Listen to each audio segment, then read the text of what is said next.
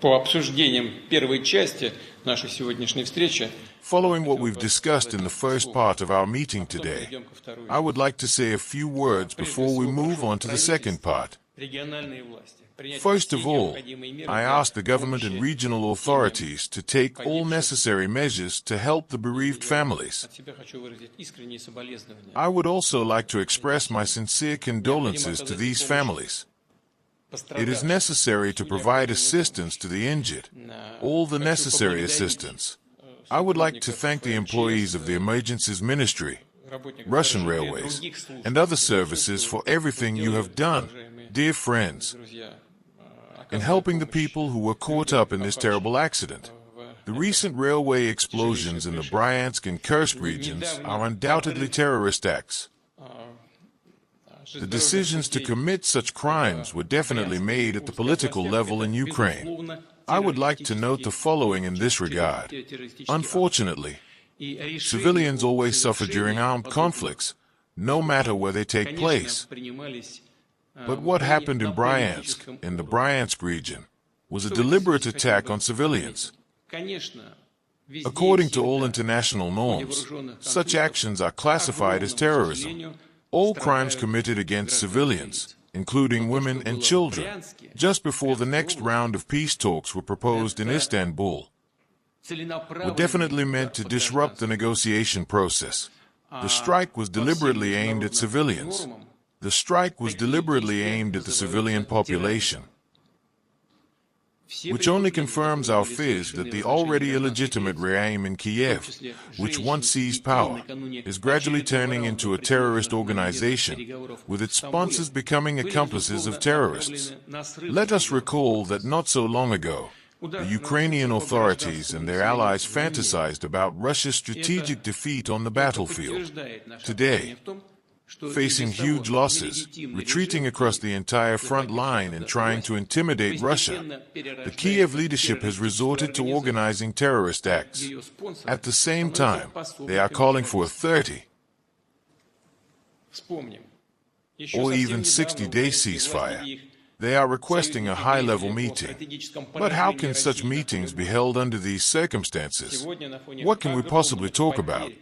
Who would even negotiate with those who resort to terror? With terrorists, why give them a break from the fighting, which they'll use to stock up on Western weapons, keep up their forced mobilization, and plan more terrorist attacks like the ones in the Bryansk and Kursk regions? With regard to the issues raised by Sergei Viktorovich Lavrov, we had a separate discussion with him on this matter, concerning the level of our negotiators and the humanitarian pause. According to generally accepted international practice, the level is determined by the country that these individuals represent. This level can only be assessed by people, by experts who themselves have undisputed credibility and a high expertise level. What credibility can the leaders of a thoroughly rotten and utterly corrupt regime possibly have? The whole world is talking about it. What expertise can those people boast of, when it was their decisions that led to the Ukrainian armed forces suffering huge and completely unnecessary losses in the Kursk region? For example, and today they are suffering one defeat after another on the battlefield.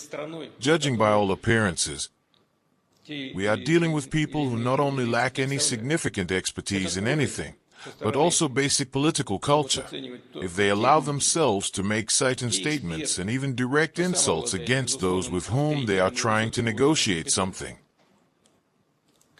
With regard to the recent rejection of a 2 to 3 day ceasefire for humanitarian purposes,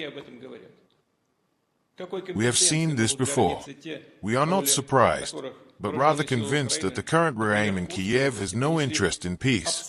For them, peace most likely means the loss of power. For this regime, power is apparently more important than peace, than the lives of people whom they apparently do not consider their compatriots.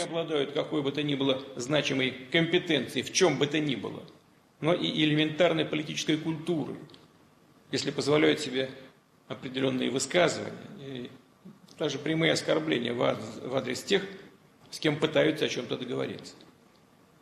Что касается очередного отказа от перемирия, на 2-3 дня по гуманитарным соображениям, то это происходит не в первый раз. Нас это не удивляет, а только убеждает в том, что сегодняшнему киевскому режиму мир вообще не нужен. Мир для него, скорее всего, означает утрату власти. А власть для этого режима, судя по всему, важнее, чем мир и чем жизни людей, которых они своими, судя по всему, и не считают.